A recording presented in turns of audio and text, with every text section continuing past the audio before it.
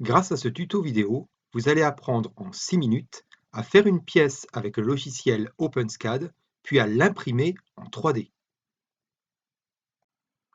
Le logiciel OpenSCAD permet de créer très simplement les plans en 3D des pièces que l'on souhaite imprimer. Donc admettons que l'on souhaite créer une petite plaque qui fasse 40 mm de long, 20 mm de large et 3 mm d'épaisseur. On va utiliser l'instruction cube 20,40,3. Et puis on va cliquer sur le symbole ici, ce qui va nous permettre de voir le résultat de la pièce que l'on vient de créer. Cette pièce a donc 20 mm en X, 40 mm en Y et 3 mm en Z. Maintenant, si on souhaite créer un cylindre, on va utiliser l'instruction cylinder. On va indiquer d'abord la hauteur du cylindre que l'on souhaite en millimètres, ici 10 mm, puis son rayon avec l'instruction R égale, et on veut un rayon de 5 mm. On clique toujours sur le même icône en haut et on vient de créer notre cylindre. Alors, on voit que notre cylindre, ici, il n'y a pas une bonne précision, il a des facettes. Pour améliorer cela, on peut mettre au début du programme l'instruction $fn égale 180. Ce sera toujours cette même instruction qui sera mise au début du programme, ce n'est pas la peine d'aller mettre un chiffre qui soit trop grand. Et voilà, on voit notre pièce a une bien meilleure définition pour les pièces cylindriques ou sphériques. On dit que notre pièce est terminée, maintenant on va effectuer son rendu en cliquant sur cette icône. On voit ici la barre de progression du rendu, ça peut prendre plusieurs secondes, plusieurs minutes. Puis on va générer le fichier STL en cliquant ici de cette pièce. Cela va ouvrir une fenêtre, on va pouvoir choisir ainsi le nom du fichier et son emplacement. Nous on va l'appeler exemple numéro 1. Le logiciel OpenSCAD nous a permis de créer notre pièce en 3D et de générer un fichier STL. Maintenant, nous allons lancer un autre logiciel généralement fourni avec l'imprimante, le logiciel par exemple Cura. Ce logiciel va paramétrer comment on va imprimer cette pièce.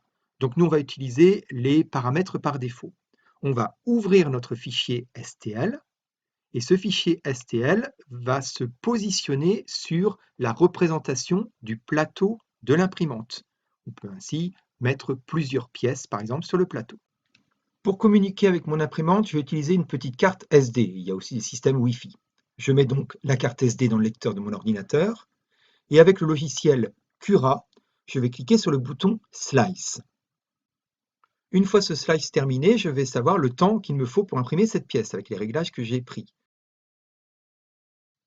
On clique ensuite sur Save to Removal, ce qui va injecter le fichier G-code qui a été créé sur la carte SD.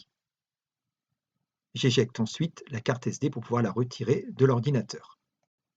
Puisqu'on a cliqué sur Eject, on peut retirer la carte SD en toute sécurité.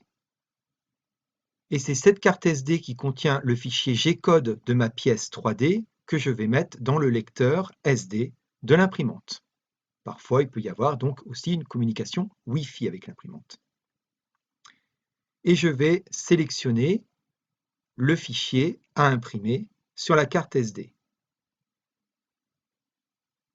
C'était le fichier exemple numéro 1. Le plateau de l'imprimante va se mettre en chauffe et après, ça va être son extrudeur. Et voilà, l'imprimante est prête, l'impression peut commencer. On voit le plateau qui monte pour arriver au niveau de la tête d'impression. Donc derrière l'imprimante, on voit la bobine de PLA. Ce PLA est sous forme de fil qui est entraîné par cet élément, ça passe dans le tube ici. Et ce PLA solide va arriver au niveau de l'extrudeur qui est chauffé à environ 200-210 degrés, si bien qu'il va y avoir un mince filament liquide de PLA qui va se déposer en couche très mince sur le plateau. Voici notre pièce terminée. Attention, il est impossible de retirer la pièce, il ne faut surtout pas le faire tant que le plateau est chaud, il est environ encore à 70 degrés. Donc il faut attendre que le plateau soit complètement froid et vous verrez la pièce se retire toute seule. Voici le plateau froid, regardez, la pièce se décolle sans aucun problème. Alors voici donc notre petite pièce, on peut la comparer au modèle que nous avions fait en 3D avec le logiciel OpenSCAD. Donc si on regarde bien, nous on a utilisé effectivement des instructions pour donner les dimensions de la pièce. Il est censé faire 40 mm de long. Si on regarde, nous avons 40,3 mm avec un pied à coulisse. Donc on y reviendra plus tard, pourquoi est-ce qu'il y a ce décalage et comment bien sûr corriger ça. Donc en résumé, avec OpenSCAD, on a utilisé 3 instructions pour faire cette pièce, qui bien sûr là pour l'instant ne sert pas à grand chose. On peut faire quelque chose de beaucoup mieux. L'instruction $FN égale 180, suivi d'un point-virgule, il y a toujours des points-virgules après les instructions, ce qui permet d'avoir une bonne résolution pour les formes sphériques ou cylindriques. Ensuite, on a vu l'instruction cube qui permet de faire un parallélépipède, et ensuite l'instruction cylinder pour faire un cylindre.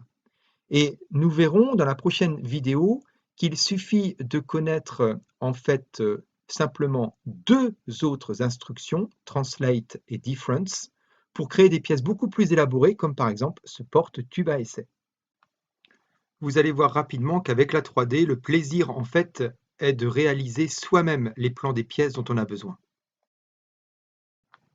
Si ce tuto vidéo vous a plu, lâchez un pouce bleu, dites-le en commentaire, et puis si ce n'est pas déjà fait, abonnez-vous.